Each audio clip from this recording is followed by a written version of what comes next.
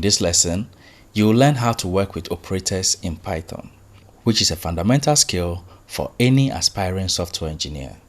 By the end of this lesson, you'll be able to create programs that perform various mathematical calculations, convert from one unit to the other, and you'll be able to apply these concepts to build more sophisticated programs in the future. I've also included an exercise at the end of this lesson to help you achieve just that. So, let's get started and unlock the power of operators in Python. Let's create a new Python file. So, right-click, New, select Python file. Let's name it operators.py. Enter. First, let's look at the basic arithmetic operators in Python.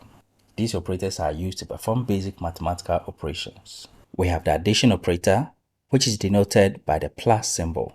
We also have the subtraction operator, which is denoted by the minus symbol. We have the multiplication operator, which is denoted by asterisk. We also have the division operator, which is denoted by a /. Then the modulus operator, which is denoted by the percent symbol. These are the 5 basic operators in Python that we will cover in this lesson. Let's begin with the addition operator.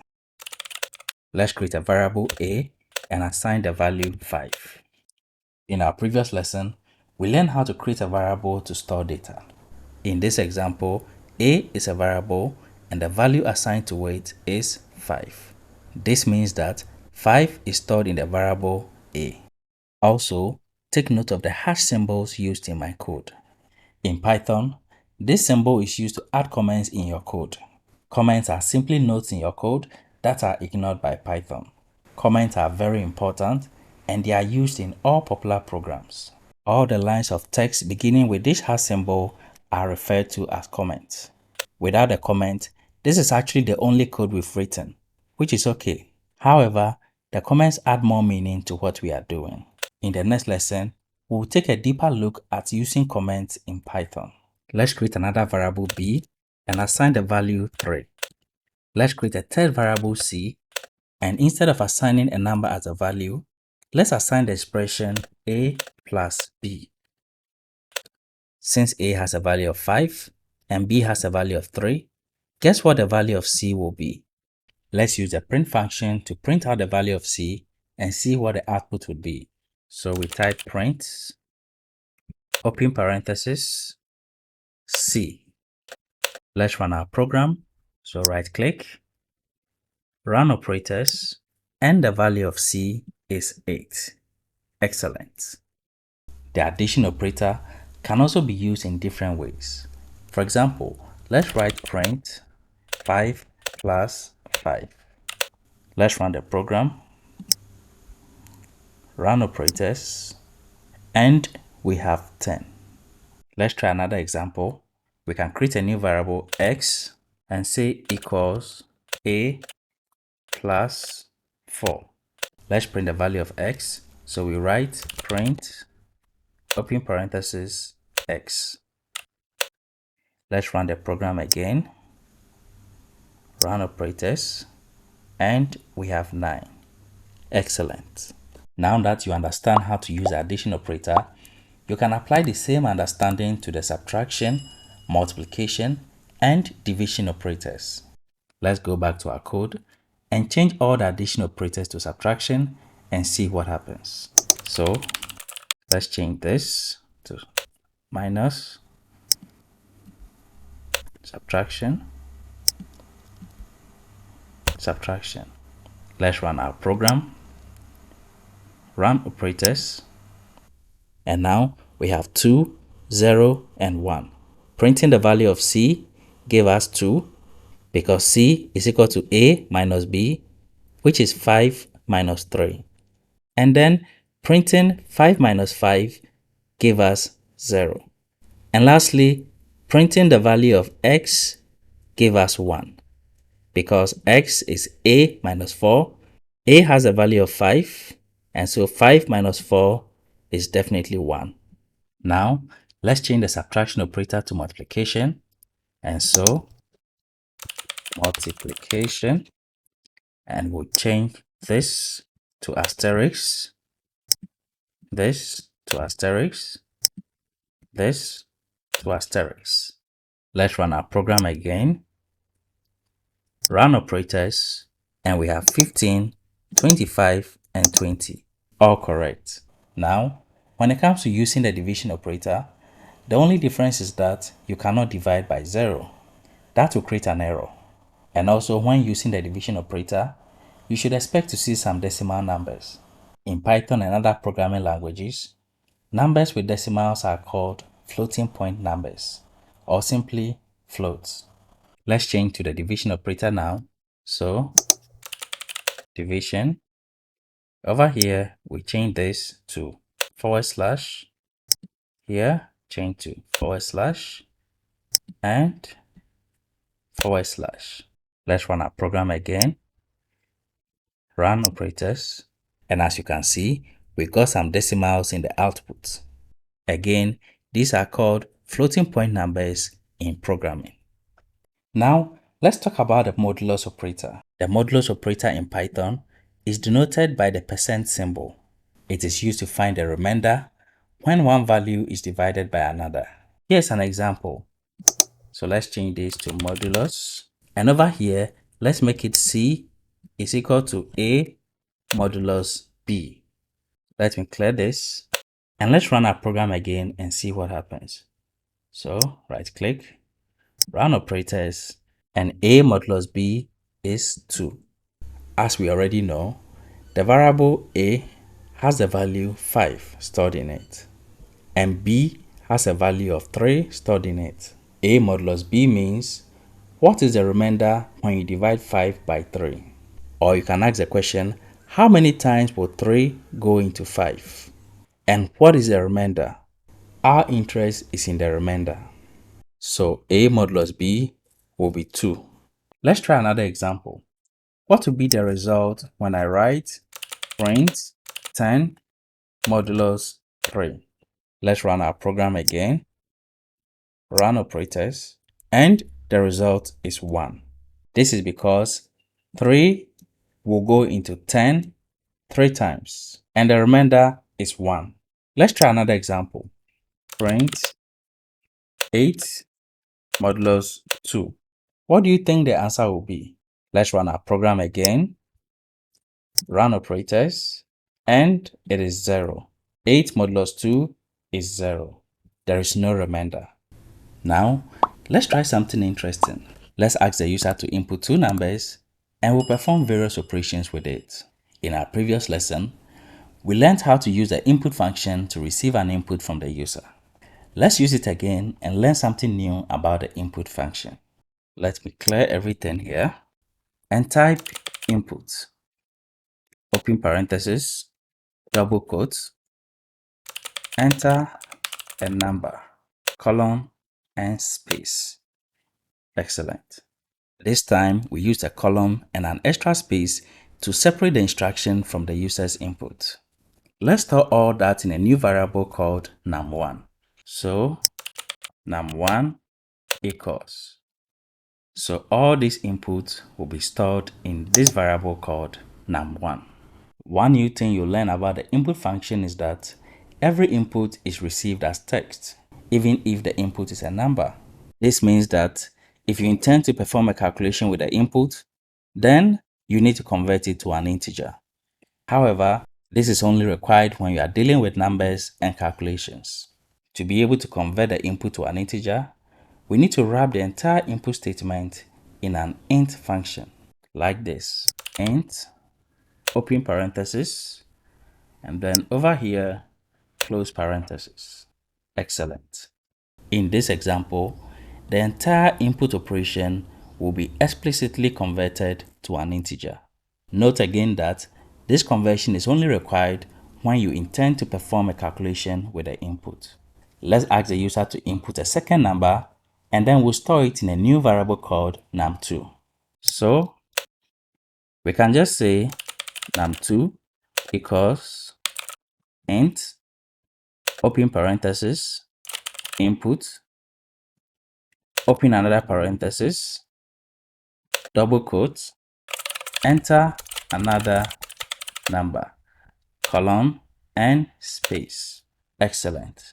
Now that we have two numbers in two variables, we can go ahead and perform our operations. Let's perform 4 arithmetic operations. So I'll start this section by writing a comment, perform some arithmetic operations. It is always good practice to use comments in your code. Let me go up here and add a comment. So, hash receiving input from the user. Excellent. Let me create a new variable for my first operation. So I'll say sum equals num1 plus num2. This will be my first operation.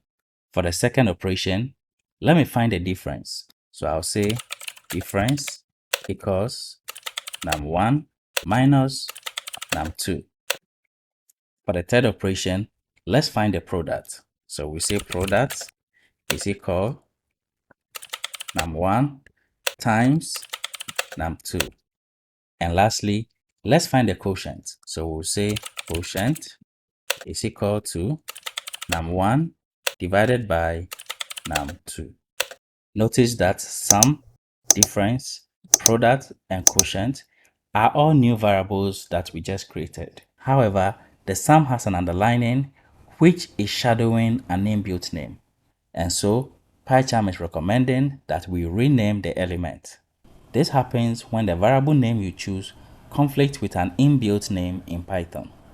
In Python, we have a function called sum, so this variable will conflict with that function. So let's change it to a different name. Let me use total. This is better. Now, let's print the result. So we write print, double quotes, the sum of the two numbers is, colon, out of the quotes, comma, space, total, which is a variable. For the next result, we can say print, open parenthesis, double quotes, the difference is, colon, out of the quotes, comma, space, difference, enter. For the third result, we type print, open parenthesis, double quotes, the product is, colon, out of the quotes, comma, space, product. And the last result, we'll write print, open parenthesis, double quotes, the quotient is, colon, out of the quotes, comma, space, quotient. Excellent. Let's run this program. So right click, run operators, enter a number. So let me start with 5 and 8. All right. So the sum of the two numbers is 13. The difference is -3. The product is 40. And the quotient is 0.625. Amazing. Now that you've been able to achieve all these, let me give you an exercise to try on your own. After you see the question, pause the video and solve it on your own. Afterwards, you can come back and see my solution. I strongly urge you to solve this on your own, as it will help you recall everything you've learned so far and help you to be creative in solving coding problems. Here's the question. Write a program that asks the user for their birth year. Then calculate their age in years, months, and days. Assume that the current year is this year and that there are 365 days in a year. So now pause the video and solve this question on your own. Afterwards, come back and see my solution. Now, here's my solution. Let me minimize this and create a new Python file. So I right click, new, Python file. Let me call this exercise1.py. First, I'll ask the user to input their birth year. Let me start with a comment. Ask the user for birth year. Next, I'll create a variable called birth year. So, birth year.